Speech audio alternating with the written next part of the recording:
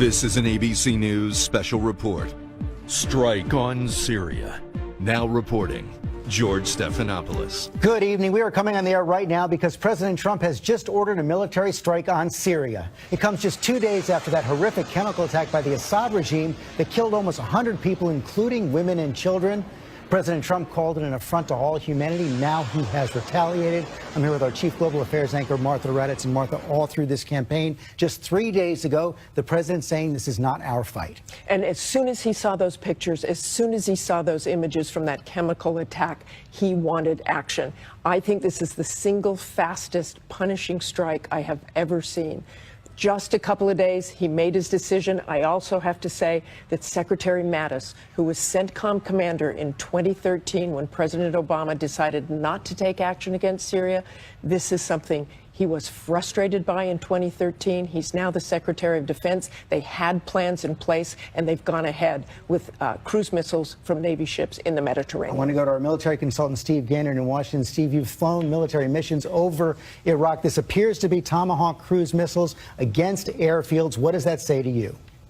George, it says that the president wanted to not risk any U.S. lives and to punish Assad as quickly as possible. So we think the cruise missiles were launched by 2 U.S. Navy ships, Arleigh Burke-class destroyers, the USS Ross and the USS Porter, in the eastern Mediterranean. They would have flown likely over Lebanon, low altitude, and come in backdoor and hit targets within Syria in Assad-held terrain. I want to go to our chief White House correspondent, John Carl. John, the president down in Mar-a-Lago. You're there as well for that summit with President Xi of China, surrounded by his entire brain trust. He sure is, and I'm told we will hear from the president shortly, a senior official confirming that these were Tomahawk cruise missiles aimed at Syrian regime-held airfields. George, quite a turnaround for this president. This is a president who had, as a candidate, repeatedly said that he was an America First candidate, that Syria was not the United States problem, that we shouldn't focus on the United States.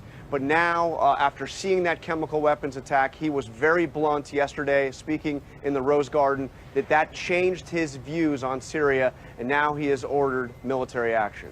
I want to go to our chief foreign correspondent, Terry Moran, as well. And Terry, last year you embedded with those Russian troops who are also in Syria fighting with the United States against ISIS, one of the factors that complicates the U.S. mission here. And we know that the Russians were warning the United States against military action in the Security Council today. That's right, George. This action by President Trump puts his administration squarely at odds with Vladimir Putin's Russia in Syria. Those Russian troops I'm embedded with, they changed the war. They saved Bashar al-Assad's regime in Syria, and they are fighting not just ISIS, but fighting to protect a longtime Russian strategic interest. They've got a base on the Mediterranean Sea there. They project power throughout the Middle East from their influence in Syria, but they aren't really committed to Bashar al-Assad, the president of Syria. They want to do a deal, but this will make it harder. Okay, Terry Moran and our entire team, thank you very much. We're waiting to hear from President Trump right now. No word yet from the Russians or the Syrians, but President Trump has ordered and completed a military strike against Syria. We'll have much more. You can get all the latest anytime on abcnews.com. And stay tuned for an update of World News Tonight with David Muir. I'm George Stephanopoulos in New York. This has been a special report from ABC News.